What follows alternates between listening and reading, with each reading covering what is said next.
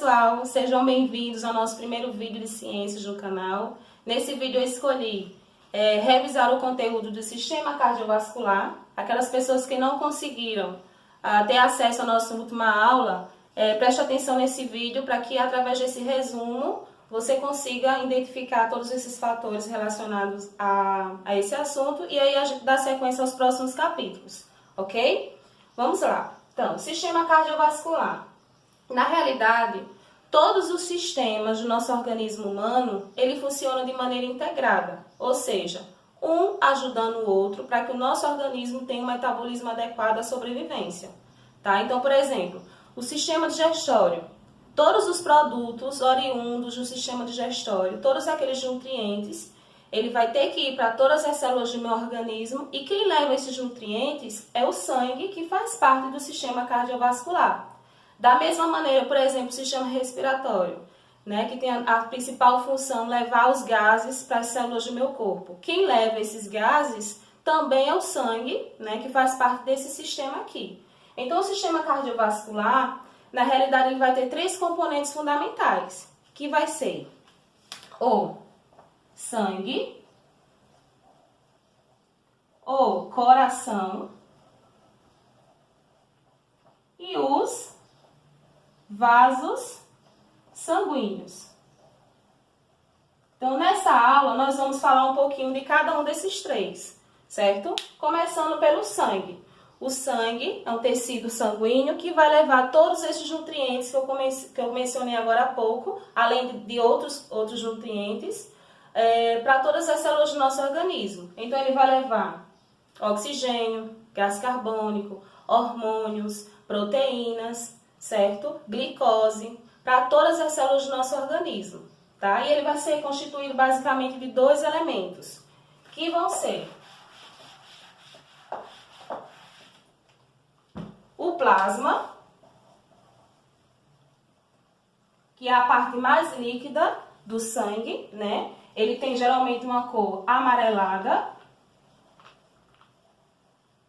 Junto com o plasma nós vamos ter o outro elemento, que são as células, que nós chamamos de elementos figurados.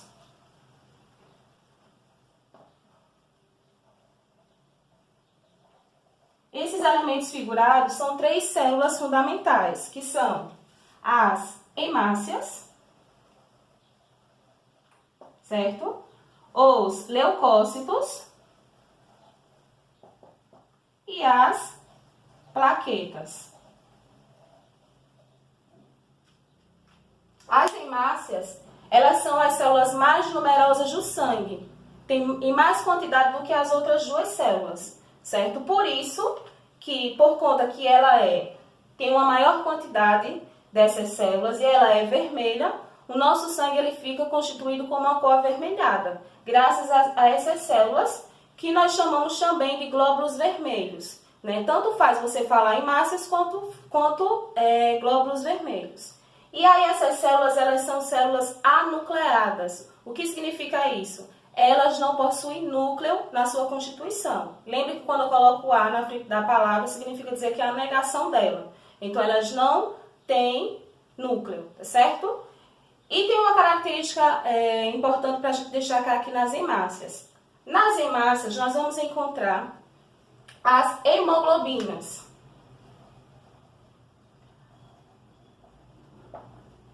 As hemoglobinas, elas são responsáveis, é um pigmento respiratório responsável por levar e trazer os gases para os nossos tecidos, tá? Então, ela é responsável por grudar, fixar no oxigênio e levar esse oxigênio até os meus tecidos e depois ela é responsável por trazer o gás carbônico até os meus pulmões para que aconteça o quê? A troca gasosa, certo? Então, a característica principal dela seria relacionada a esse processo de levar e trazer os gases respiratórios. Já os leucócitos, eles são eles são menos numerosos, tá? E eles são chamados também de glóbulos brancos. Então, enquanto aqui eu posso chamar de glóbulos vermelhos, esses aqui eu posso chamar de glóbulos brancos, certo? E a principal função dos glóbulos brancos está relacionada ao processo de defesa. Então, eles têm esse diferencial. São células específicas para combater determinados agentes estranhos que entrem no nosso organismo. Então, eles funcionam como se fossem pequenos soldados que vai lá combater esses agentes estranhos, caso eles tentem entrar na nossa corrente sanguínea, tá certo? No nosso organismo, através da corrente sanguínea. E, por fim, nós temos as plaquetas. As plaquetas são células relacionadas à coagulação sanguínea. Então, elas agem como se fosse impedir que esse sangue saia dos nossos vasos, certo? Por exemplo, através de um ferimento, através de um corte, eles vão lá e impedem para que esse sangue continue saindo dos nossos vasos sanguíneos, né, para fora do nosso organismo. Então, eles funcionam como se fosse uma espécie de coagulação. Eles coagulam o sangue para que ele não saia do nosso organismo, né, formando um pequeno coágulo, se for o caso, tá certo? Então, as plaquetas, elas podem ser chamadas também de trombócitos. Então, vamos lá, recapitulando. O meu sangue, ele é formado por plasma, certo? E os elementos figurados. Esses elementos figurados são as 3 células principais do sangue.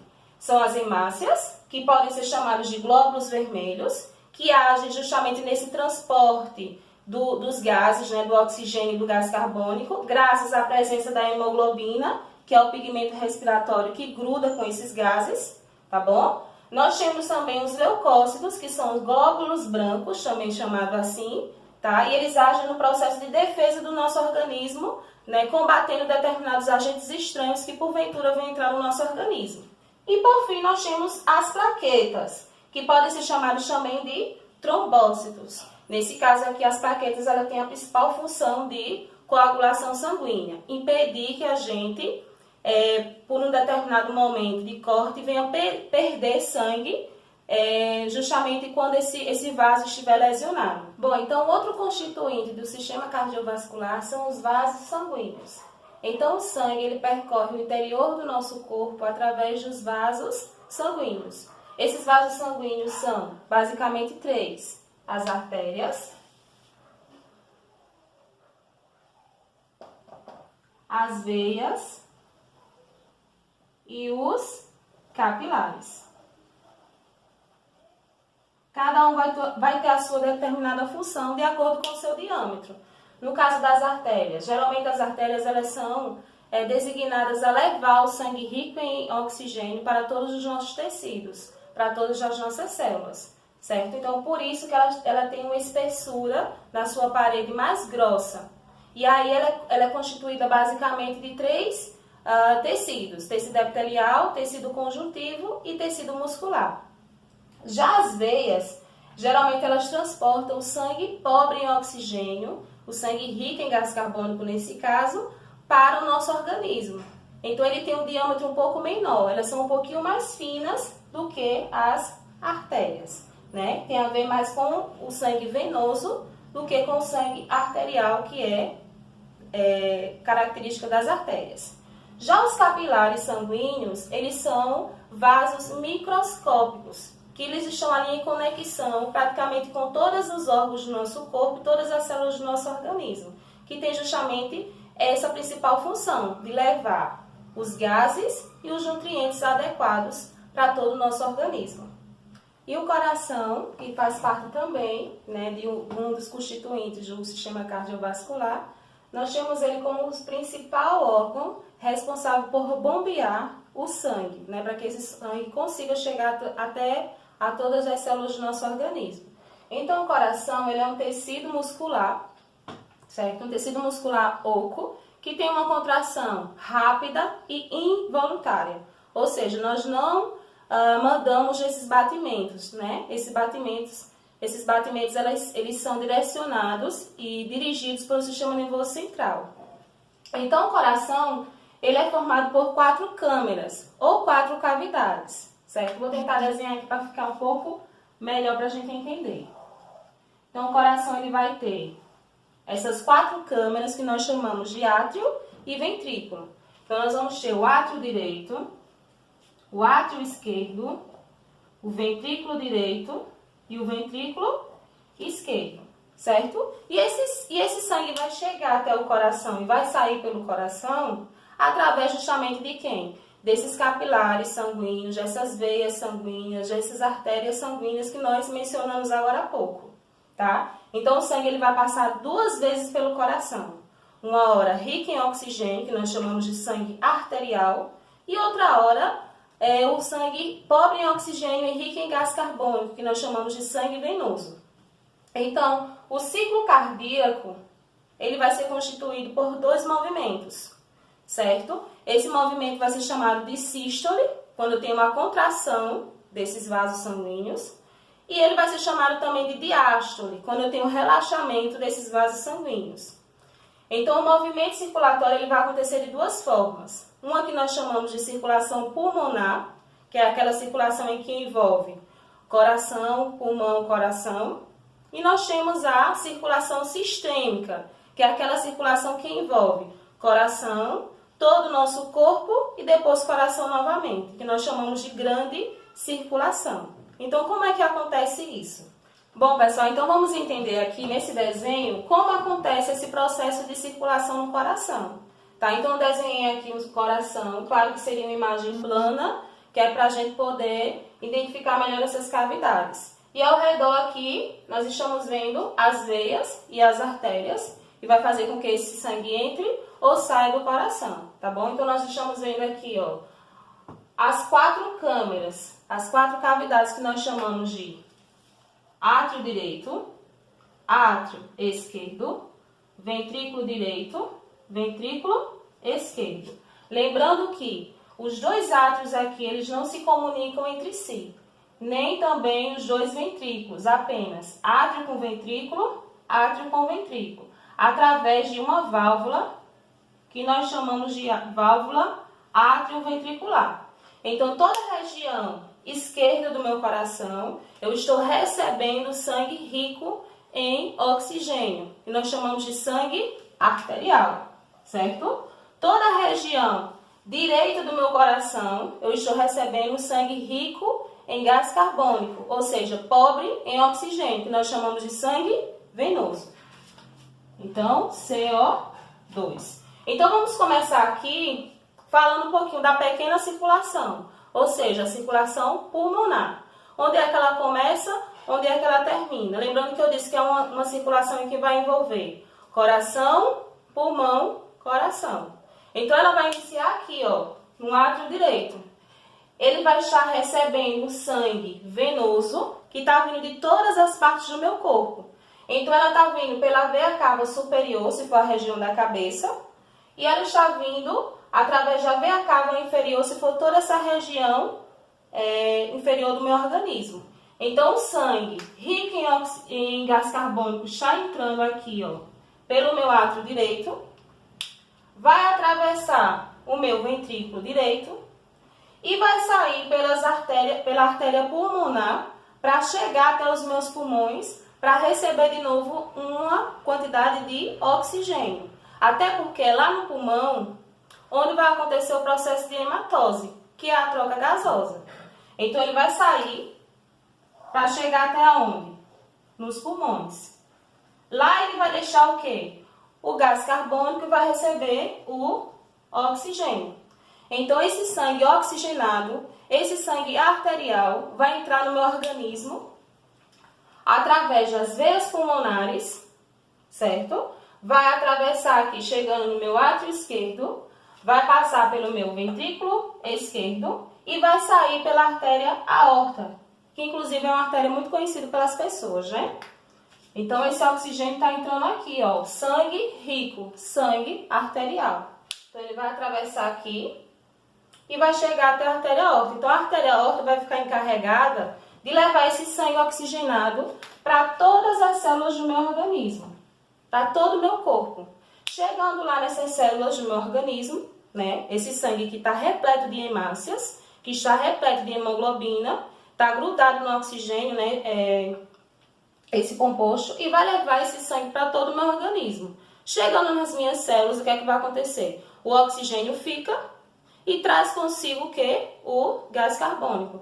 Dessa vez esse sangue ele já vai vir pobre em oxigênio e rico em gás carbônico. Então ele vai vir novamente, o sangue vai trazê-lo, né? E vai passar novamente pelo coração aqui, ó, para chegar de novo aos pulmões e acontecer a troca gasosa. Então, resumindo, o sangue ele passa quantas vezes pelo coração? 2 vezes. Uma hora rico em oxigênio, outra hora rico em gás carbônico. E é lógico que esses sangues, os dois, tanto o rico quanto o pobre, ele não se mistura aqui. Por quê? Porque existem compartimentos específicos que fazem com que isso não volte. Que não tenha uma volta desse sangue, apenas um fluido contínuo, certo? Então o coração, o sangue ele passa 2 vezes pelo coração, por isso que nós chamamos de circulação dupla, certo?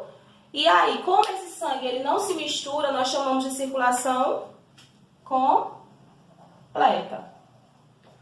E também, como ele passa por dentro de vasos sanguíneos, né, tanto veias, quanto artérias, quanto capilares, nós dizemos que esse sangue essa circulação é uma circulação fechada. Então, a circulação humana ela é o quê? Dupla, completa e fechada. O próximo tópico está relacionado aos tipos de sangue, ou seja, ao sistema ABO. Então, o que seria o sistema ABO? O sistema ABO ele é constituído por 2 tipos de proteínas. Uma que nós chamamos de aglutinogênios, né, ou antígenos, que estão localizadas lá nas hemácias, das paredes das hemácias do sangue. E a outra proteína são os anticorpos, que estão presentes lá no plasma sanguíneo, certo? Então, o que é que vai acontecer? Os anticorpos específicos, eles se juntam, se grudam a determinados antígenos, causando a sua destruição ou inibindo as suas funções. Então, por isso que é necessário, quando a gente vai fazer uma doação sanguínea, né, uma transfusão sanguínea, a gente saber se o sangue do receptor vai ser compatível com o sangue do doador. Porque caso isso não seja, caso esse sangue não seja compatível, pode acontecer a aglutinação desse sangue, levando a pessoa à morte. Né? Porque se a pessoa vai doar um sangue para o receptor e esse sangue for diferente, os antígenos que ele está oferecendo para aquele receptor vai entrar com atrito com os anticorpos daquele receptor, causando a sua aglutinação, tá certo? Então, essa pessoa pode morrer por conta disso. Então, o sistema ABO ele é constituído por 4 tipos de sangue. Sangue A, sangue B, sangue AB e o sangue O. O sangue O ele é considerado doador universal. Por quê? Porque ele consegue doar para todos os tipos sanguíneos. E o tipo sanguíneo AB, ele é considerado receptor universal. Receptor porque ele recebe de todos os tipos sanguíneos. Então, o grupo sanguíneo A, ele doa para ele mesmo, quanto ele doa para quem? Para o AB, certo? Então, ele vai receber tanto dele mesmo, quanto ele vai receber do tipo sanguíneo O. O sangue B, ele doa para ele mesmo, quanto ele vai doar para o tipo sanguíneo AB. Então, ele vai receber dele mesmo, ou ele vai receber do grupo sanguíneo O. Já o grupo sanguíneo AB, ele recebe de todo mundo, ou seja, de todos os tipos de sangue, porém, ele só vai doar para ele mesmo. E o grupo sanguíneo O, ele doa para todos os tipos sanguíneos, mas ele só vai receber do grupo sanguíneo dele mesmo, do grupo O. E por fim, nós chegamos no tópico das doenças cardiovasculares, por exemplo, a aterosclerose e o infarto do miocárdio. No caso, a aterosclerose, ela consiste em um entupimento, né, das paredes das artérias, e aí vai ocasionar uma falta de fluxo ali do sangue para as paredes daquelas artérias, causando uma interrupção desse fluxo, né, podendo causar um coágulo e possivelmente uma trombose, que pode levar à morte. E o infarto do miocárdio também é a mesma coisa, porém, esse fluxo sanguíneo não vai conseguir chegar até o coração, né? Esse tecido do coração não vai ser irrigado, causando uma lesão e, consequentemente, podendo levar a óbito, justamente porque não está sendo irrigado pelo sangue, né? Aquele tecido não está sendo irrigado, tá certo? Então, uma das coisas que nós podemos, para evitar que isso aconteça, é diminuir a grande quantidade de índice de gordura, aquela gordura ruim, né? Que vai causar um entupimento de veias e artérias. Falando agora sobre algumas doenças do sangue, né, relacionadas ao sangue, nós podemos destacar aqui a leucemia, a hemofilia e a anemia. A leucemia, sabe-se muito pouco sobre a sua origem, mas o que a gente pode destacar aqui é que é uma doença caracterizada pela grande produção, uma produção muito exacerbada dos glóbulos brancos. Então, esses leucócitos produzidos, eles são produzidos de maneira imatura, que não consegue nos proteger contra determinados agentes estranhos que, porventura, vêm entrar no nosso organismo. Então, são células defeituosas que geram outras células defeituosas e que não nos protegem de uma maneira geral, o que a gente chama de câncer. A hemofilia ela é uma doença genética, ou seja, uma doença hereditária que tem a ver com a falta de coagulação sanguínea, ou pelo menos uma diminuição da coagulação sanguínea. E a anemia, ela está relacionada com a falta de ferro, certo? Então, as hemácias e as hemoglobinas, elas são produzidas de maneira muito diminuída. Então, como ela tem uma grande diminuição da quantidade tanto de hemácias como de hemoglobina, fica muito difícil a gente levar todos os nutrientes necessários nesse fluxo sanguíneo. Então, a quantidade de substâncias, de nutrientes que seriam ideais para as células, elas estão sendo fornecidas de maneira diminuída, por conta da diminuição das hemácias e por conta da diminuição das hemoglobinas. E existe também algumas anemias que são de origem hereditária, como por exemplo a anemia falciforme. E aí nós chegamos nos exercícios. Vamos comentar aqui algumas questões e vocês vão acompanhando aí do outro lado. Página 270 e 271. Então, quem já fez, confere aí junto comigo, certo? A número 1, a questão número 1 aí fala sobre algumas palavras que a gente vai colocar aí em ordem, né? De acordo com as suas definições. Então, eu tenho aí plaquetas, leucócitos, plasma e hemácias. Então, vamos ver aí o que cada número corresponde nos textos abaixo. Então, nós temos aí a primeira, porção líquida que apresenta coloração amarelada e grande quantidade de água, além de gases e hormônio. Gente, falou em questão aqui líquido, amarelada, isso só está relacionado ao plasma. E nesse caso aqui, o plasma é o número 3. Né? Então, o primeiro quadrado, número 3. Próximo, fragmentos celulares que participam no processo de coagulação sanguínea. A palavra-chave aí, ó, coagulação sanguínea. As únicas células que têm relação com coagulação sanguínea são as plaquetas. E nesse caso aqui, as plaquetas é o número 1, né? Então, vamos lá. Próximo, número 1. Continuando. Células que atuam na defesa do organismo. Falou em defesa, falou em proteção, nós falamos de leucócitos ou glóbulos brancos, que nesse caso aqui, número 2. E o último, células que apresentam pigmento que atua no transporte de gases no organismo, apresentam pigmento. Esse pigmento é uma proteína, pigmento respiratório, que nós chamamos de hemoglobina.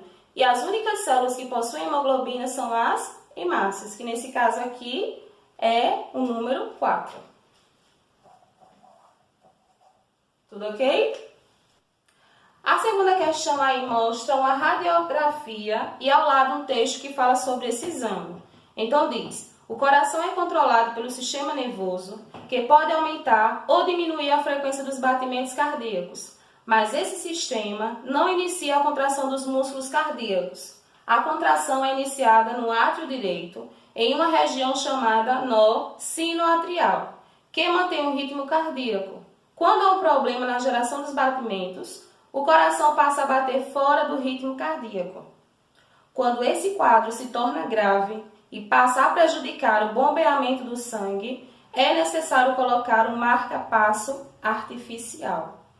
Aí pergunta aí na letra A. A doença caracterizada acima é chamada de... Aí vamos fazer a ligação das setas, que vai dar origem aqui ao nome da doença, que é a arritmia cardíaca, tá?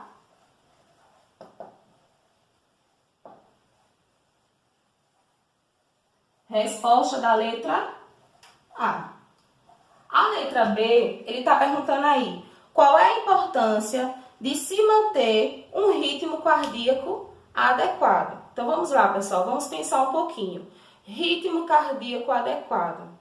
O ritmo cardíaco da gente está relacionado à quantidade de batimentos cardíacos que está acontecendo lá no nosso órgão, certo? Consequentemente, tem a ver com o quê? Com a quantidade de sangue que está entrando e saindo do coração, ou seja, o fluxo sanguíneo. Então, é necessário manter essas batidas do coração, né, esses batimentos cardíacos de uma maneira equilibrada, que é para que todas as minhas células do sangue, do meu corpo recebam todos os nutrientes adequados para eu sobreviver. Então, todas as minhas células precisam ser oxigenadas, ela vai precisar de oxigênio, ela vai precisar de nutrientes, enfim, vai precisar de várias substâncias. E quem está levando isso daí? O sangue, através de um ritmo, de uma pressão cardíaca que está sendo promovida pelo meu coração. Então, para eu manter todas as minhas células em um metabolismo adequado para eu sobreviver, eu preciso também ter um ritmo cardíaco adequado, um fluxo cardíaco bom para que chegue todos esses nutrientes até a mim. Letra C, ele pergunta aí qual é a função do marca-passo artificial no coração. E aí a gente vai fazer o seguinte, colocamos aqui qual é essa principal característica. Veja, o marca-passo, ele é o quê? Um dispositivo, é um aparelho artificial que é implantado no músculo do nosso coração e ele vai gerar impulsos elétricos para fazer com que o nosso coração, que de repente esteja com uma pressão cardíaca pequena, receba essa descarga elétrica e consiga ter uma pressão maior, para que esse fluxo venha sair de uma maneira mais equilibrada. Bom, indo para a terceira questão, ela fala sobre transplantes de coração no Brasil. Diz o seguinte: alguns problemas de saúde podem afetar o coração, sendo necessário realizar um transplante deste órgão. Para que isso ocorra, a pessoa deve informar a sua família em vida sobre os desejos de tornar doadora de órgãos quando falecer. Veja o quadro ao lado, alguns dados sobre o transplante de coração no Brasil. Então, a gente está vendo aí uma tabela com o tempo desde 1997 até 2015. E a gente pode perceber, ao observar essa tabela, que o número, né, de transplante cresceu bastante, que vai lá em 1997 tinha 73 transplantes e em 2015 353 transplantes. Então ele quer que você fale aí na letra A, né, interprete o que você pode dizer em relação à quantidade de transplante de coração no Brasil ao longo desses anos. Então, observando o gráfico, você vai colocar aí que essa quantidade de transplante cresceu bastante com o passar dos anos. E na letra B, está falando relacionado à importância desses dados. No caso da letra B, aí você vai colocar sobre a questão da importância da conscientização das pessoas enquanto está vivo, né, de deixar esse desejo de doar os órgãos e assim ajudando as pessoas, né, que necessitam desse coração aí transplantado, tá ok? Bom, e a última questão, a quarta questão, é uma questão de você marcar aí um X de acordo com o sangue do receptor e do outro lado o sangue do doador. Então, nós chamamos aqui o primeiro sangue, ó, sangue O negativo. Nesse caso aqui, eles também colocaram na questão os fatores, né? Fator RH, positivo e negativo. Então, nós temos aqui O negativo. O O negativo, ele vai receber somente dele mesmo. Então, nós colocamos aqui, ó, O negativo. Como ele é considerado doador universal, então ele vai doar para todos os outros tipos sanguíneos. Então, a gente já pode colocar aqui para todos os outros tipos sanguíneos. Certo? O O positivo, ele recebe tanto do O negativo quanto do O positivo. O A negativo, ele recebe do O negativo e ele recebe do A negativo. O A positivo, ele vai receber do O negativo, ele vai receber do O positivo, do A positivo e do A negativo. O B negativo ele vai receber do O negativo e do B negativo. O B positivo ele vai receber do O negativo, do O positivo, do B negativo, do B positivo. O AB negativo vai receber do O negativo, ele vai receber também do AB negativo, ele vai receber também do A negativo e o B negativo. E o grupo sanguíneo AB positivo, ele vai receber de todos os tipos sanguíneos, porque ele é considerado receptor universal. Então, a gente vai colocar aqui O negativo, O positivo, AB positivo, AB negativo, A positivo, A negativo, B positivo, B negativo. E aí nós encerramos as atividades referentes a esse assunto, tá certo? Próxima aula a gente dá continuidade à próxima parte do capítulo. Até mais. Tchau, tchau.